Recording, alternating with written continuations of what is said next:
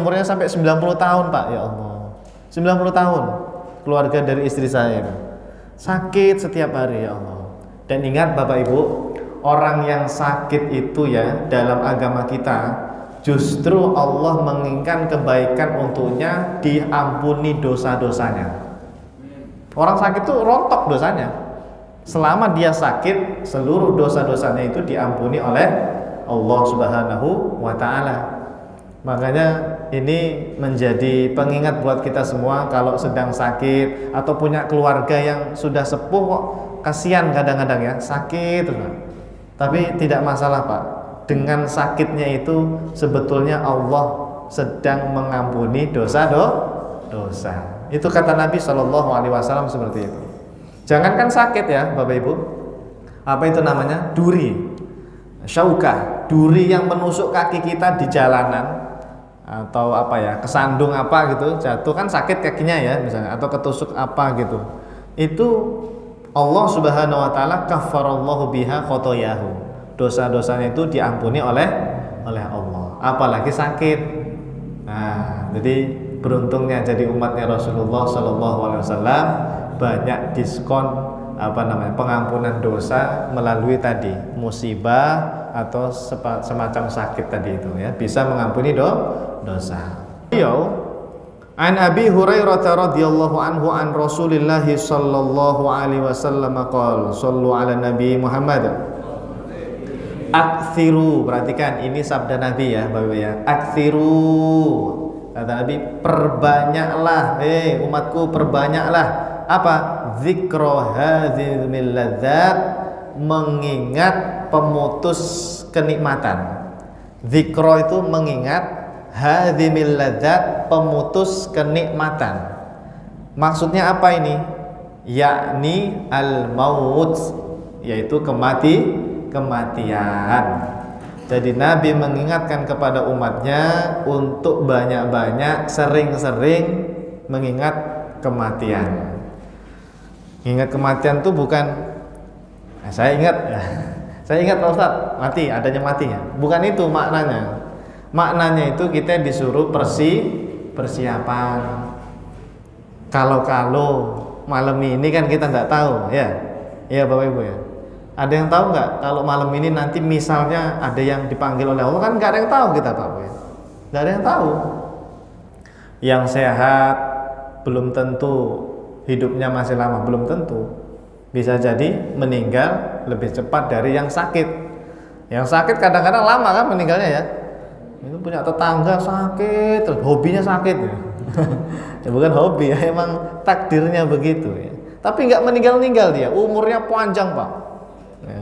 Keluarga saya itu ada yang umurnya sampai 90 tahun Pak, ya Allah, 90 tahun keluarga dari istri saya itu sakit setiap hari, ya Allah. Dan ingat Bapak Ibu, orang yang sakit itu ya dalam agama kita justru Allah menginginkan kebaikan untuknya, diampuni dosa-dosanya. Orang sakit itu rontok dosanya. Selama dia sakit, seluruh dosa-dosanya itu diampuni oleh Allah Subhanahu wa ta'ala. Makanya ini menjadi pengingat buat kita semua kalau sedang sakit atau punya keluarga yang sudah sepuh kok, kasihan kadang-kadang ya, sakit Pak. Tapi tidak masalah Pak. Dengan sakitnya itu sebetulnya Allah sedang mengampuni dosa. Itu kata Nabi SAW seperti itu. Jangankan sakit ya Bapak Ibu, apa itu namanya? Duri, syaukah, duri yang menusuk kaki kita di jalanan, atau apa ya, kesandung apa gitu, jatuh kan sakit kakinya ya misalnya, atau ketusuk apa gitu. Itu Allah Subhanahu wa ta'ala kafarallahu biha khotoyahu, dosa-dosanya itu diampuni oleh Allah, apalagi sakit. Nah, jadi beruntungnya jadi umatnya Rasulullah SAW, banyak diskon pengampunan dosa melalui tadi musibah atau semacam sakit tadi itu ya, bisa mengampuni dosa. Nah, sekarang pertanyaannya begini Bapak sekalian. Karena Nabi tadi menganjurkan banyak-banyak ingat kematian, ya berarti kan kita harus pintar-pintar membuat bekal. Bekalnya apa? Amal soleh. Minimal Pak Bu, minimal nih ya. Yang wajib-wajib itu jangan sampai hilang. Sunnah-sunnah itu adalah sebagai tambahan. Yang wajib itu apa? Kalau Anda belajar ilmu agama, kata para ulama, yang wajib itu 3 hal. 1, ilmu tauhid. 2, ilmu fikih. 3, ilmu tentang hati, tentang akhlak. Tazkiyatun nafas. Kalau zaman dulu namanya tasawuf. Saya ulangi ya Bapak Ibu. Yang wajib-wajib dalam syariat agama kita, 1, ilmu tauhid. Alhamdulillah di masjid kita tercinta ini ada kajian tauhid bersama guru kita Ustadz Isnan Ansori. Guru kita bersama Ustadz Isnan Ansori LCMA. Beliau itu guru saya Pak di Rumah Fikih Indonesia. Dulu di Rumah Fikih itu ada kampus, ada semacam kampus. Nah, saya jadi mahasiswanya waktu itu. Rumah Fikih Ustadz Ahmad Sarwat, ya, guru kita pendiri Rumah Fikih namanya Ustadz Ahmad Sarwat, itu dulu mendirikan sebuah kampus. Saya kuliah 2 Pak dulu. Kalau Senin sampai Jumat kuliahnya di Lipia Jakarta. Di mana itu? Pejaten, Pasar Minggu, Pejaten, ya, depan Pejaten Village ya. Mall, ya depan mall ya. Saya Senin sampai Jumat itu kuliah di situ pagi, ya. Dari jam 7 sampai zuhur lah. Hari Sabtu sama Ahad atau hari Ahad ya, itu saya kuliah lagi di Rumah Fikih. Nah, gurunya itu Ustadz Ahmad Sarwat, Dr. Ahmad Sarwat LCMA. Beliau sudah doktor sekarang. Yang kedua ini tadi, yang ngajar di sini. Minggu lalu ya, Pak ya. Ustadz Isnan Ansori LCMA. Itu guru saya waktu di kampus syariah di Rumah Fikih. Nah, alhamdulillah ya, kita di sini bisa ngaji tauhid. Sampai bab apa tauhidnya? Lupa. Baru minggu lalu. Ngaji apa? Bab apa kemarin? Nah, kalau dalam tauhid itu Bapak Ibu, nanti kan Anda harus ini ya, fokus ke tema-tema yang wajib diimani. Mana nih bab akidah yang harus saya imani? 1 ini, 2 ini, 3 tentang ini, 4 ini. Saya punya itu ringkasan bab-bab yang wajib diimani oleh orang awam seperti kita. Saya punya ringkasannya itu ya. Nah, itu adalah perkara yang wajib harus kita persiapkan. Jangan sampai ada perkara akidah yang kita tidak tahu, bahaya itu ya.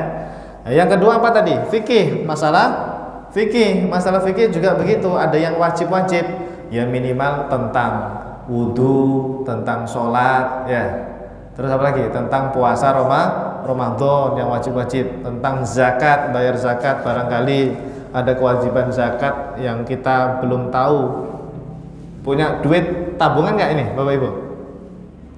Punya banyak ya, amin. Minimal 1 M ya, ember ya.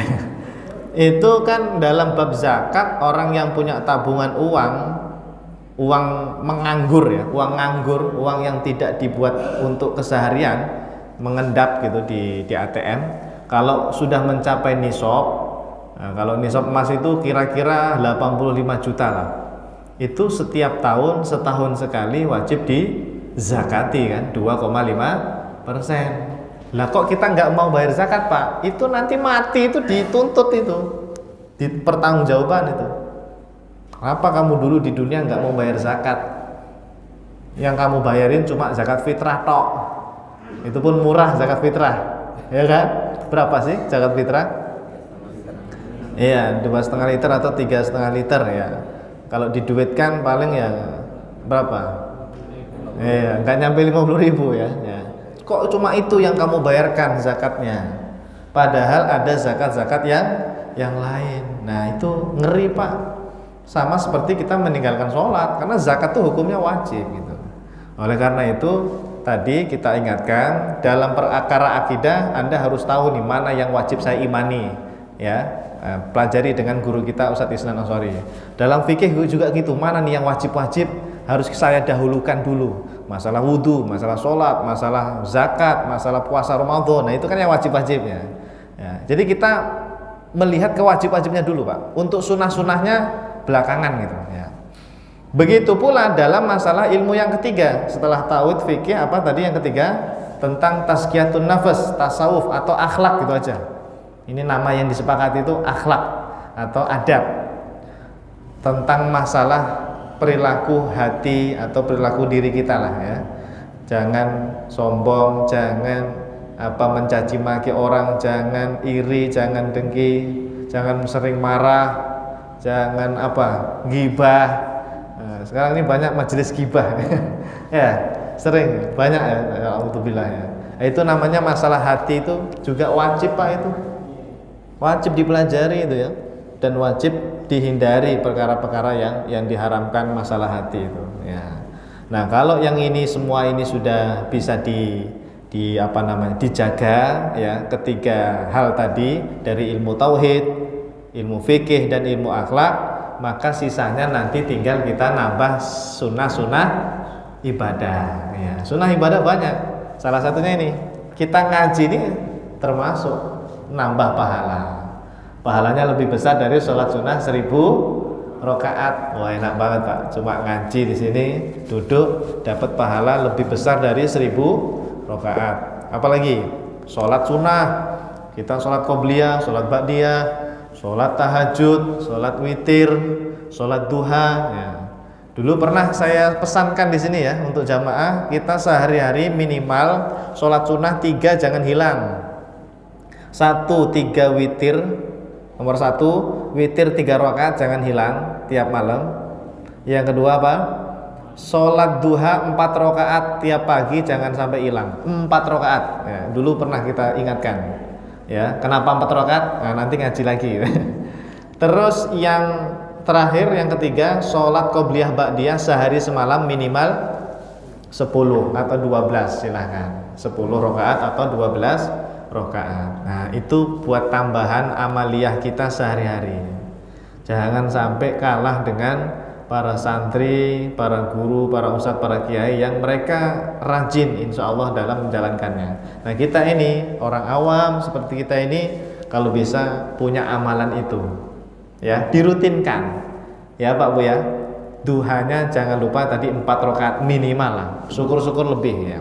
Jangan hanya 2 ya, tambah lagi 2 biar jadi 4. Nanti Anda akan tahu sendiri fadilahnya kenapa kok 4 ya. Adnal kamal kata Imam Nawawi. Untuk duha minimal kalau bisa 4 rakaat. 2 rakaat salam, 2 rakaat salam. Ya, tiap pagi ya. Pagi itu ya kiranya sekitar dari jam berapa? Setengah 7 sampai jam-jam setengah 12 lah. Itu waktu-waktu duha, silahkan pilih. Bisanya jam setengah 7, jam 7 ya silahkan. Jam 8, 9, 10 ya silahkan. Bahkan setengah 12 pun kalau belum adzan zuhur tetap masih bisa. Oke. Terus witirnya jangan lupa tiap malam. Syukur-syukur tahajudnya ya.